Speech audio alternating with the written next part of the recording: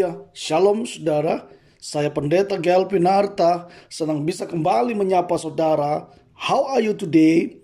Tema kita saat ini adalah jawaban tidak.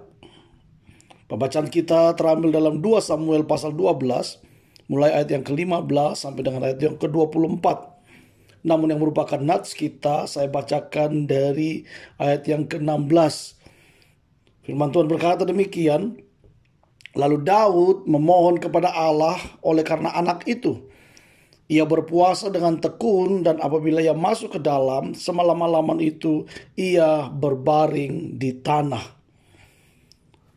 Saudara yang diberkati oleh Yesus Tuhan, Daud diperingatkan oleh Nathan akibat kesalahannya.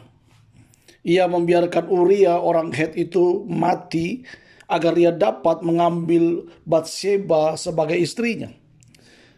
Daud menyesal, tetapi Tuhan menulahi anak yang dilahirkan istrinya itu sehingga sakit.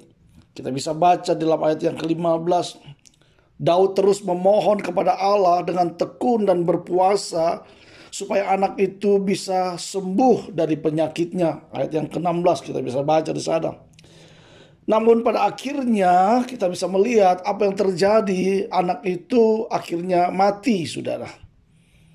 Dan setelah itu Daud tidak lagi berpuasa. Di ayat yang ke-20, ia belajar menerima jawaban doanya dengan rendah hati. Ia tidak menyadari sepenuhnya bahwa dirinya tidak dapat mengubah keputusan Tuhan. Bapak Ibu dikasihi oleh Tuhan, kita kerap kali mengharapkan jawaban ya atas doa kita, atau paling tidak nanti. Kita tentunya sangat bersyukur ketika Tuhan mengabulkan doa atau permohonan kita.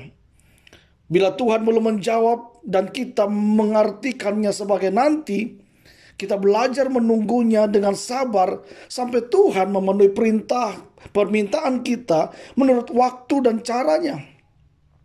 Tetapi bagaimana bila Tuhan berkata tidak? Ya, seperti jawabannya Tuhan atas Daud yang memohon kesembuhan untuk anaknya, namun Tuhan tidak menjawab doanya. Bagaimana sikap kita ketika Tuhan benar-benar berkata tidak, saudara? Akankah kita menggerutu atau malah menjauhkan diri dari Tuhan? Atau sebaliknya, kita memeriksa diri, bisa jadi ada yang keliru dalam hidup kita dan itu perlu kita ubah. Dan dari situ kita belajar bahwa di balik hal-hal yang tampaknya mengecewakan kita, Allah dalam hikmat-Nya sesungguhnya sedang mengupayakan kebaikan bagi kita.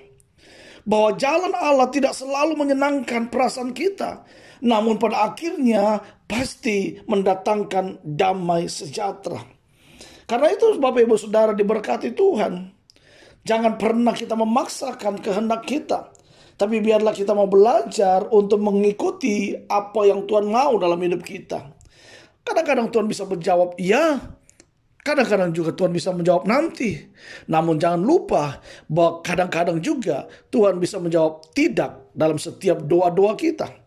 Karena itu yang perlu kita renungkan melalui renungan kita How are you today hari ini adalah jawaban tidak bukan berarti doa kita tidak didengar, melainkan tanda bahwa Dia menyiapkan hal lain yang lebih baik bagi saudara dan saya. Jika Bapak Ibu Saudara diberkati dengan renungan How are you today hari ini, jangan lupa subscribe, like, dan sharekan kepada sahabat keluarga saudara supaya mereka juga diberkati dengan berkat yang sama. Saya Pendeta Gael Pinarta, Tuhan Yesus memberkati kita.